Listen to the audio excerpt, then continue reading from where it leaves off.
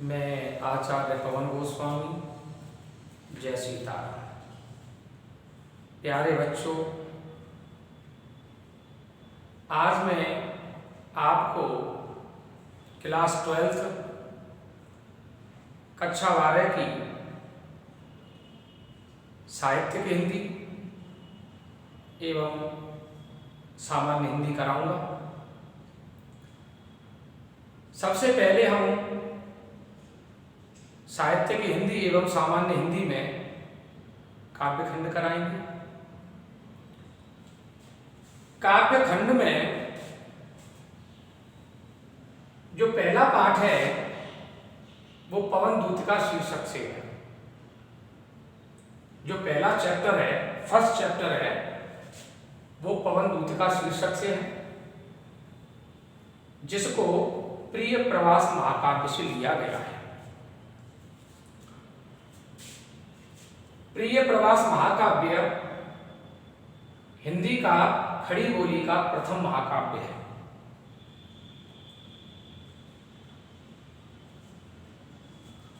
पवन दूतिका शीर्षक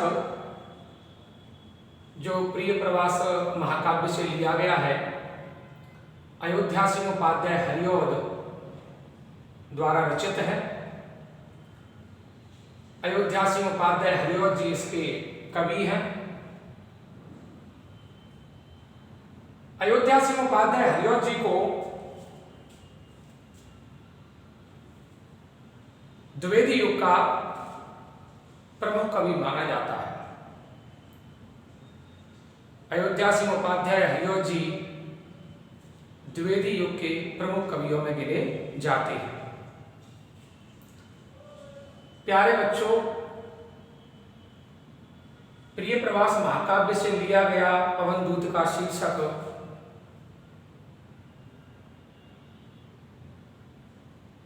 इस शीर्षक का नाम पवन दूतिका क्यों पड़ा? क्योंकि पवन दूतिका में राधा जी के विरह का बड़ा ही मार्मिक चित्रण है। राधा जी पवन को, हवा को यानी वायु को अपना दूत बना करके भगवान श्री कृष्ण के पास मथुरा भेजती हैं, जिसके कारण इस शीर्षक का नाम पवन दूतिका पड़ा है। प्यारे बच्चों, हम आपका कोर्स शासन द्वारा निर्धारित किए गए चैप्टरों के अनुसार ही पढ़ाएंगे। इस साल कोविड के कारण 30%, 30% कोर्स कम कर दिया गया है। आपका कोर्स 70%, 70% ही आएगा। तो हम शासन के द्वारा निर्धारित किए गए चैप्टरों के अनुसार आपका कोर्स कराएंगे। प्यारे बच्चों, जब भगवान श्री कृष्ण गोकुल को छोड़ करके मथुरा चले गए, कंस का वध करके मथुरा के राजा बन गए, मथुराधीश बन गए, उसके पश्चात उन्होंने ब्रज के लिए न तो कोई संदेशा भेजा है, कोई संदेश नहीं भेजा है, और न ही राधा जी गोपियों एवं ग्वाल वालों से मिलने आए हैं। राधा जी, गोपियां और ग्वाल वाल उनके विरह में बहुत ही पीड़ित हैं, बहुत ही परेशान हैं। इस कथा का श्रीमद् भागवत में बड़ा ही विशद वर्णन किया गया है। राधा जी का, गोपियों का और ग्वाल वालों का बहुत ही मार्मिक चित्रण किया गया है, विरह का मार्मिक चित्रण किया गया है। यही कथा प्रिय प्रवास की पवन दूतिका शीर्षक में है। पवन दूतिका शीर्षक में राधा जी के उदात्त चरित्र की झांकी मिलती है। जब भगवान श्री कृष्ण मथुरा चले गए, मथुरा से लौट करके नहीं आए और ना ही उन्होंने कोई संदेश भेजा, तो राधा जी उनके विरह में अत्यंत व्याकुल है।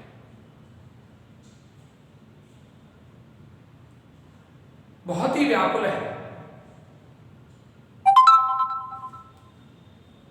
भगवान श्री कृष्ण को संदेश भेजने के लिए उन्होंने पवन को अपना दूत बनाया है, हवा को अपना दूत बनाया है, वायु को अपना दूत बनाया है। हवा के माध्यम से, पवन के माध्यम से वह अपना संदेश मथुरा के लिए भेजती हैं।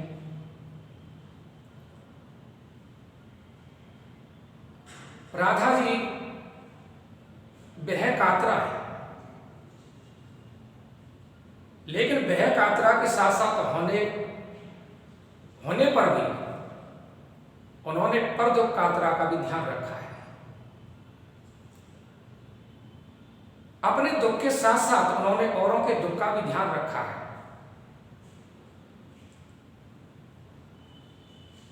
पवन दूतिका में राधा जी के उदात्त चरित्र की झांकी मिलती है। उनके चरित्र में लोक मंगल, लोक भावना, परमार्थ यानी परोपकार भी दिखाई देता है। एक दिन राधा जी अपने महल में बैठी हुई हैं, दुखी अवस्था में। पवन उनके महल में खिड़कियों के माध्यम से, रोशनदानों के माध्यम से उनके कक्ष में, उनके महल में प्रवेश कर जाती है। प्रातःकालीन वायु के कारण, हवा के कारण राधा जी का विरह और जागृत हो जाता है। प्रातःकालीन हवा को राधा जी फटकारती हैं और उससे अपनी पीड़ा इस प्रकार व्यक्त करती हैं। प्यारे बच्चों, प्रस्तुत पद्यांश का संदर्भ इस प्रकार होगा। प्रस्तुत पद्यांश हमारी पाठ्य पुस्तक हिंदी काव्य खंड के प्रिय प्रवास महाकाव्य के पवन दूतिका नामक शीर्षक से उद्धृत है, जिसके रचयिता अयोध्या सिंह उपाध्याय हरिवर जी हैं। प्यारे बच्चों, अपने महल में राधा जी दुखी अवस्था में बैठी है। उसी समय झरोखों के माध्यम से, खिड़कियों के माध्यम से, रोशनदानों के माध्यम से प्रातःकालीन हवा राधा जी के कक्ष में, महल में प्रवेश कर जाती है, जिससे राधा जी का विरह और जागृत हो जाता है। राधा जी और दुखी होने लगती है और वह पवन को संबोधित करते हुए इस प्रकार कहती है। बैठी खिन्नायक दिवस वे गेह में थी अकेली, आके आंसू दृग युगल में थे धरा को भिगोते, आई धीरे इस सदन में पुष्प सद गंध कोले, प्रातः वाली सुपवन ऐसी कालवा तायनों से, प्रातः वाली सुपवन ऐसी कालवा तायनों से, बैठी खिन्ना यक दिवस वे गेह में थी अकेली। यक दिवस, एक दिन। खिन्ना,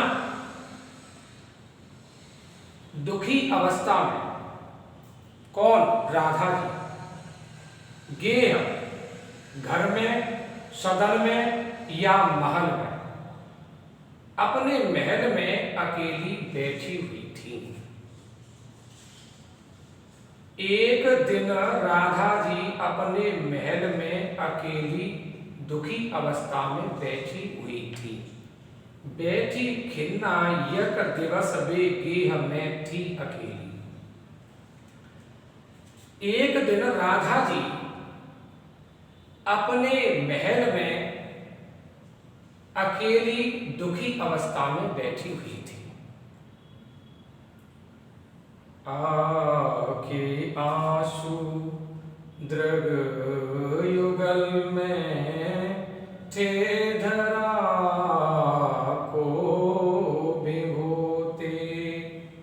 आके आंसू दृग युगल, दृग, दृग नेत्र, युगल दो, दोनों नेत्रों से अश्रुओं की धारा बह रही थी। आके आंसू, आंसू आ रहे थे। आके आंसू दृग युगल, दोनों नेत्रों से अश्रुओं की धारा बह रही थी। थे धरा को भिगोते, और वह अश्रुओं की धारा पृथ्वी को गीला कर रही थी। धरा, धरा पृथ्वी या धरती। आके आंसू दृग युगल में थे धरा को भिगोते। दोनों नेत्रों से अश्रुओं की धारा बह रही थी, और वह अश्रुओं की धारा पृथ्वी को गीला कर रही थी। आई धीरे इस सदन में पुष्प सद गंध खोले। प्रातः वाली सुपवन इसी काल वातायनों से। इसी काल, इसी समय। कौन से समय? जब राधा जी अपने महल में दुखी अवस्था में बैठी हैं, तब, उस समय। इसी काल, इसी समय प्रातः वाली सुपवन, प्रातःकालीन सुंदर पवन यानी सुंदर हवा पुष्प सदगंध खोले। फूलों की अच्छी सुगंध को लेकर धीरे आई इस सदन में। धीरे से राधा जी जिस महल में बैठी हुई हैं, वहां प्रवेश कर गए।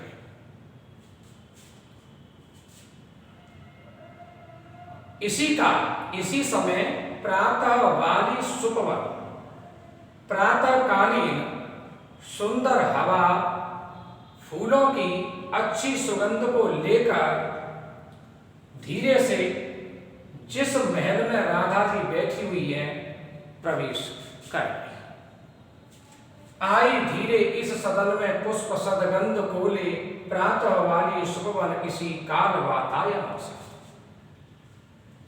इसी समय प्रातःकालीन सुंदर हवा पुष्पों की अच्छी सुगंध को लेकर वातायनों से, खिड़कियों के माध्यम से या झरोकों के माध्यम से जिस महल में राधा जी बैठी हुई है, धीरे से प्रवेश कर गई। इसी समय प्रातःकालीन हवा फूलों की अच्छी सुगंध को लेकर खिड़कियों के और रोशनदानों के माध्यम से जिस महल में राधा जी दुखी अवस्था में बैठी हुई है, धीरे से प्रवेश कर गए। संतापों को विपुल बढ़ता देख के दुखिता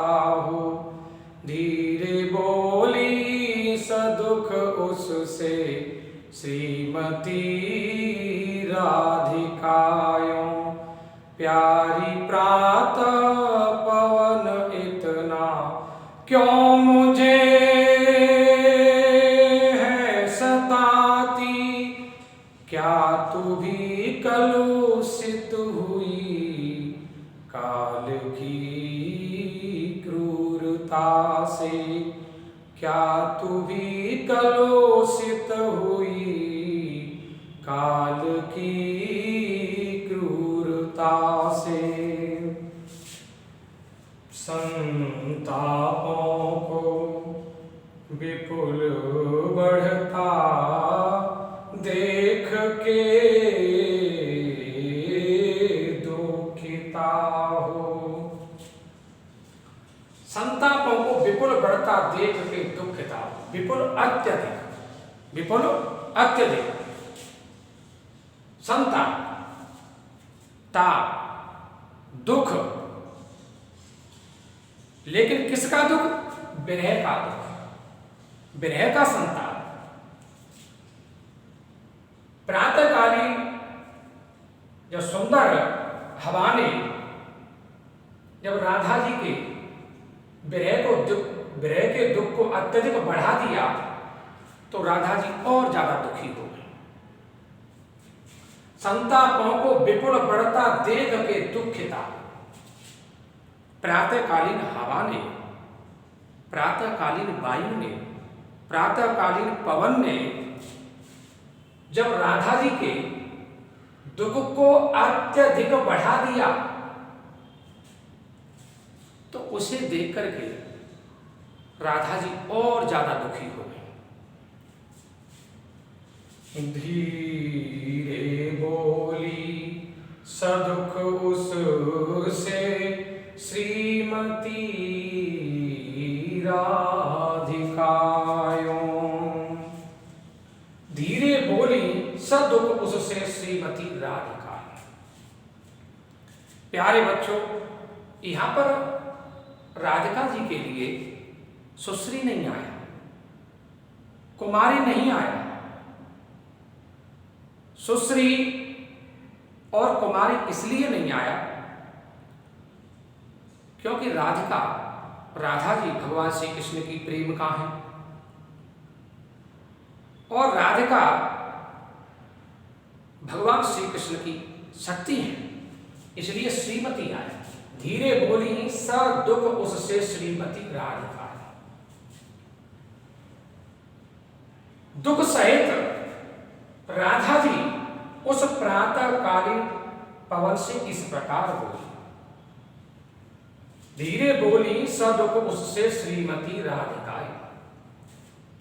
राधा जी दुख सहित उस प्रातःकालीन हवा से इस प्रकार बोली। क्या बोली? प्यारी प्रातः पवन इतना क्यों मुझे है सताती। प्यारी प्रातः पवन इतना क्यों मुझे है सताती। हे प्रातः काल की प्यारी हवा, हे प्रातः काल की प्यारी हवा, तू मुझे इतना क्यों सता रही है। प्यारी प्रातः पवन इतना क्यों मुझे है सताती। हे प्रातः काल की प्यारी हवा, तू मुझे इतना क्यों सता रही है। क्या तू भी कलुषित हुई काल की क्रूरता से। क्या तू भी समय की कठोरता से दूषित हो गई है। क्रूरता, कठोरता, कलुषित, दूषित, काल की, समय की। क्या तू भी कलुषित हुई काल की क्रूरता से। क्या तू भी समय की कठोरता से दूषित हो गई है। क्या तू भी समय की कठोरता से दूषित हो गई है। प्यारे बच्चों, इस पद्यांश में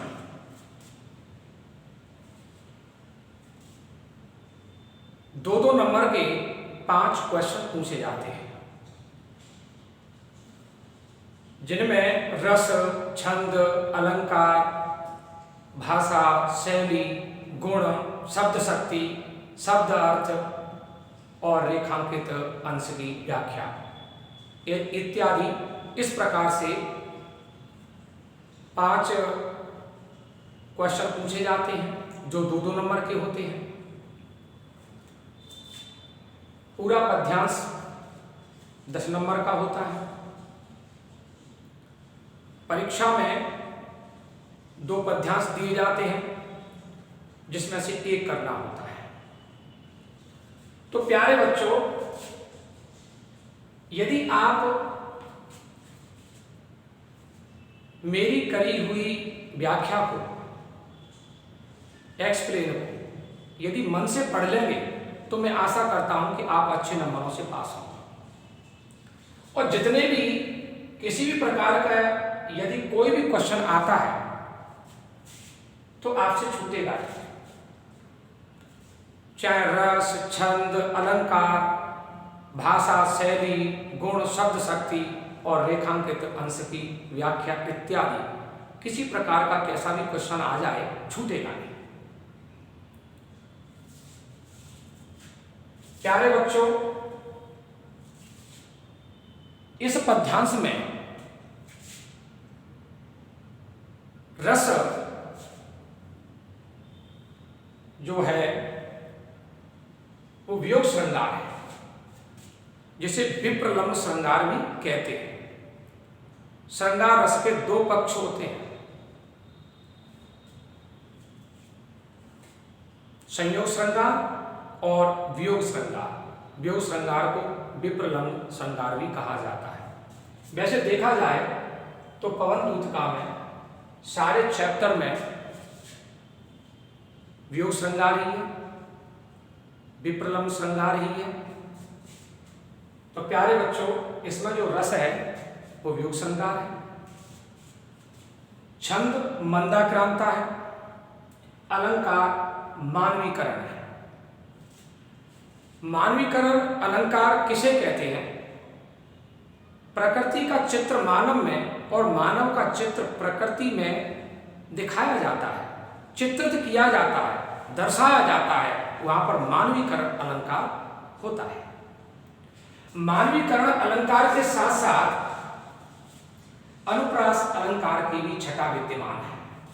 आगे आंसू, काल की क्रूरता, अनुप्रास शब्द साम्यम वैषम्यम स्वरस्यता। संस्कृत में अनुप्रास अलंकार का लक्षण बताया गया है, अनुप्रास शब्द साम्यम वैषम्यम स्वरस्यता, अर्थात वर्णों की आवृत्ति ही अनुप्रास है। तो यहां पर वर्णों की आवृत्ति हुई है, आ के आंसू, अ अ, काल की क्रूरता, क क क, वर्णों की आवृत्ति हुई है, इसलिए साथ में अनुप्रास अलंकार भी है। भाषा शुद्ध साहित्य खड़ी बोली है, शैली प्रबंधात्मक है। प्यारे बच्चों, मैं आपको बता देना चाहता हूं कि महाकाव्य में प्रबंधात्मक शैली ही होती है। शब्द शक्ति इसमें अविदा है। प्यारे बच्चों, में एक बार और बता देता हूं, रस वियोग श्रृंगार या विप्रलंब श्रृंगार है, छंद मंदाक्रांता है, अलंकार मानवीकरण और उसके साथ अनुप्रास भी है, भाषा शुद्ध साहित्य खड़ी बोली है, शब्द शक्ति अविधा है और शैली प्रबंधात्मक है। प्यारे बच्चों, जितने भी मैंने रस, छंद, अलंकार, भाषा, शैली, शब्द शक्ति और गुण, हाँ गुण इसमें प्रसाद है, जितना भी मैंने बताया है सारा की सारा इस चैप्टर में यही रहेगा। थोड़ा बहुत अलंकार बदलते रहे।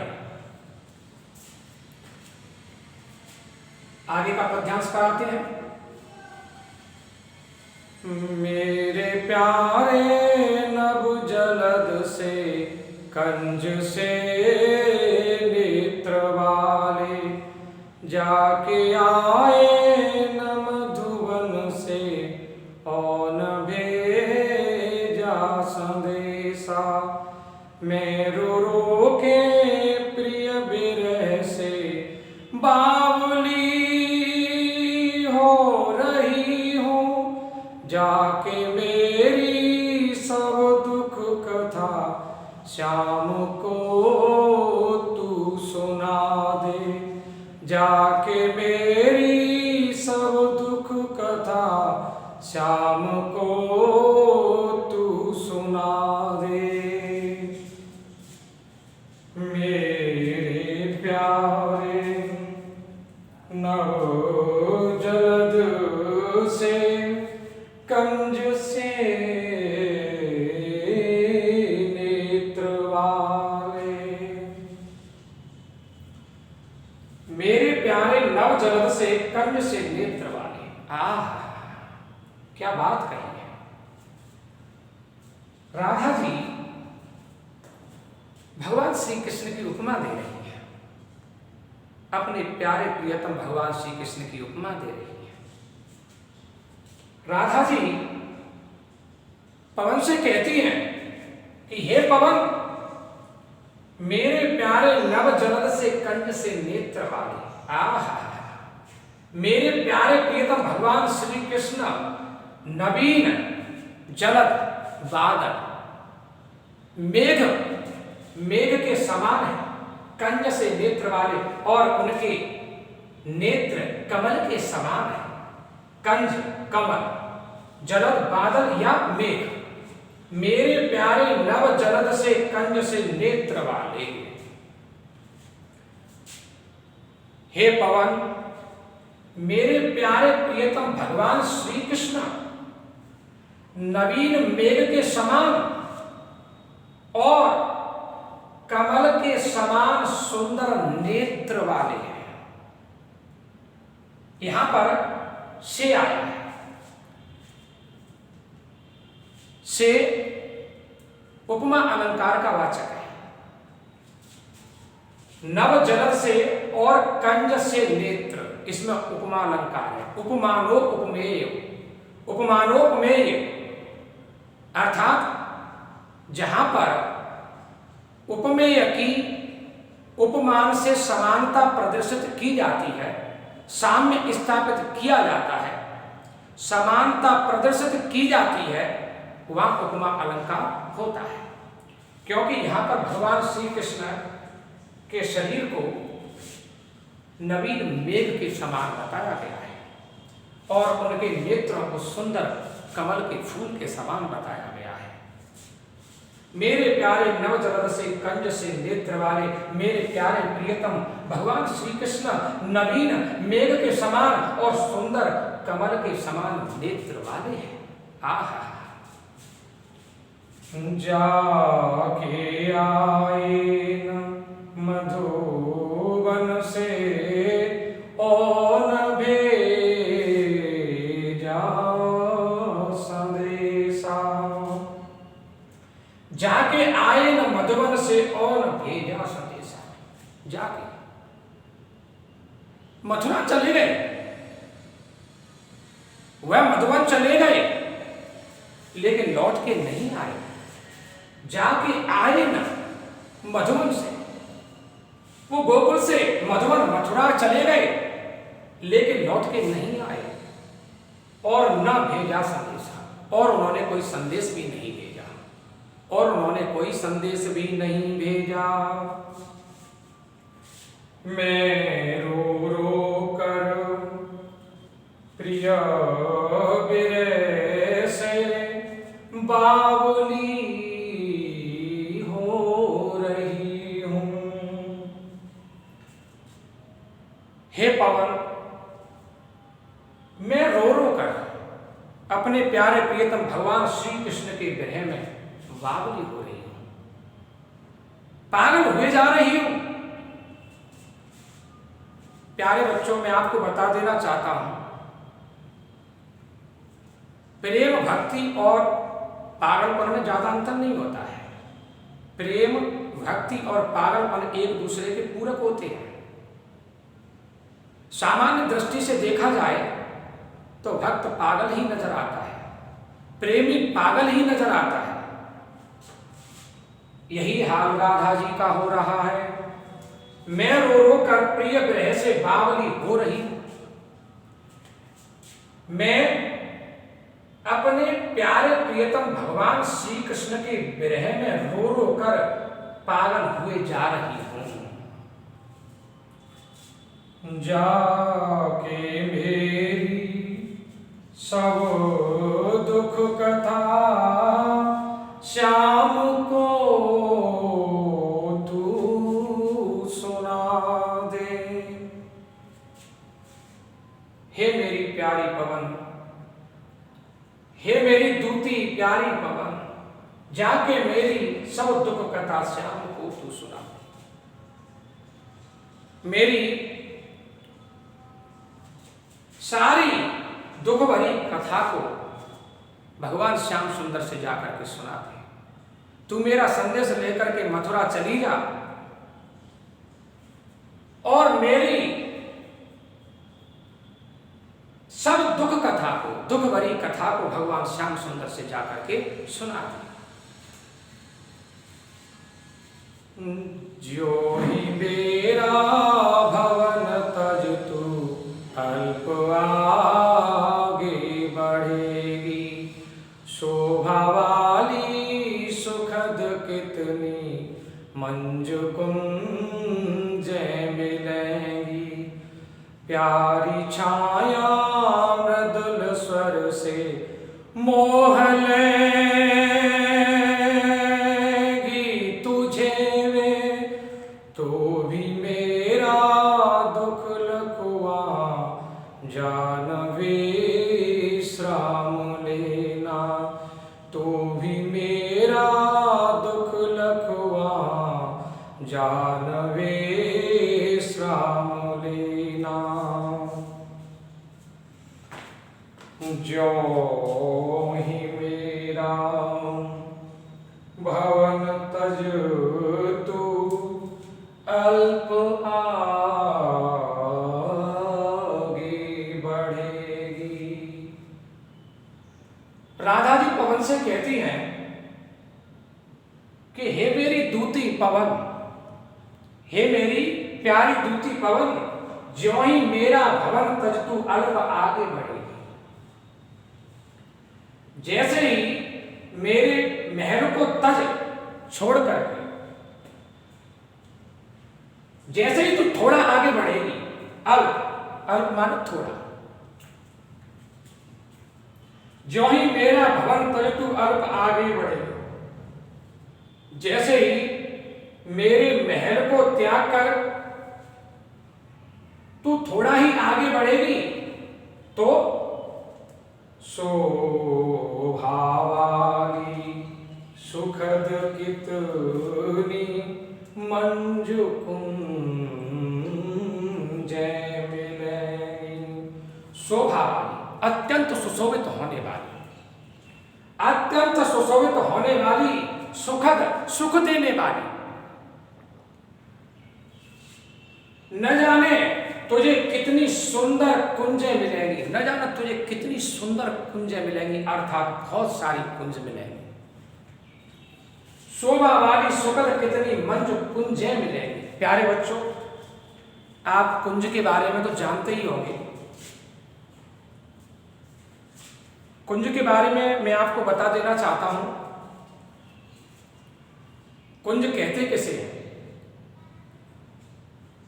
कई किलोमीटर तक रास्ता होता है, रास्ता चाहे कच्चा हो चाहे पक्का हो, और उस रास्ते के दोनों तरफ, दोनों ओर कदम्ब के वृक्ष लगे हुए होते हैं।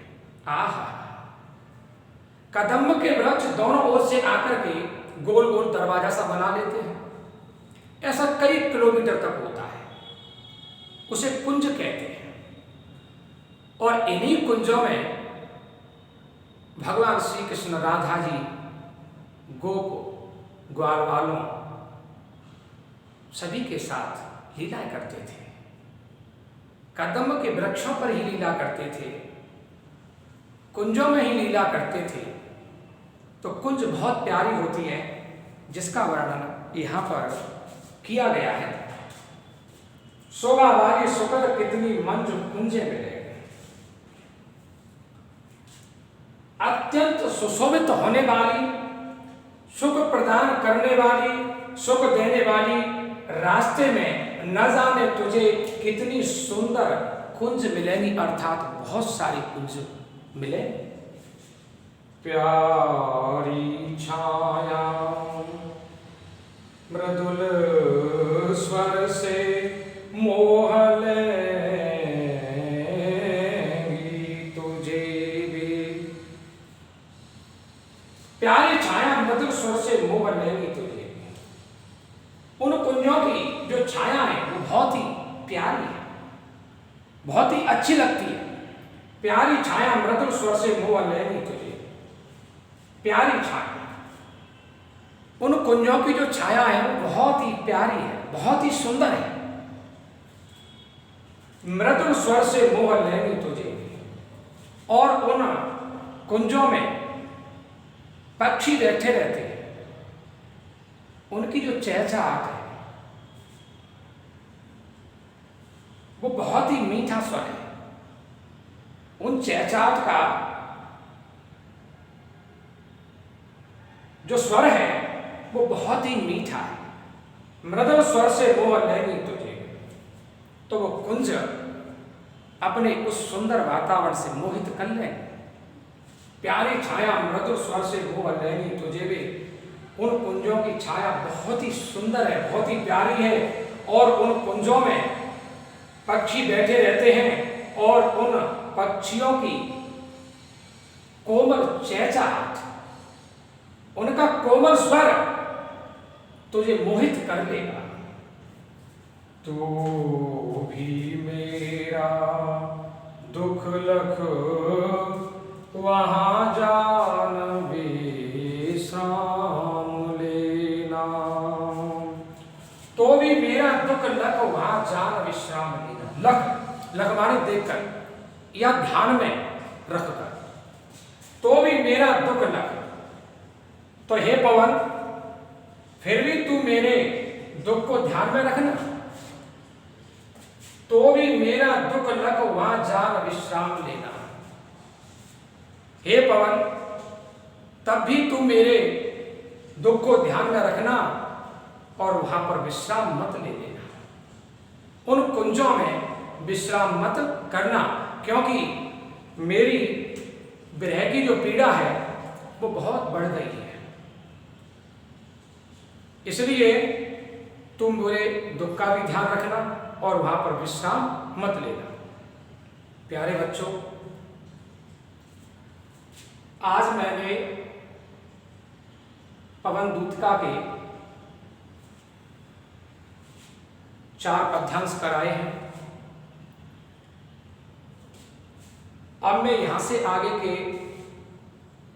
पद्यांशों को अगले भाग में कराऊंगा, सेकंड भाग में कराऊंगा। प्यारे बच्चों, मैं आपसे एक बात और कह देना चाहता हूं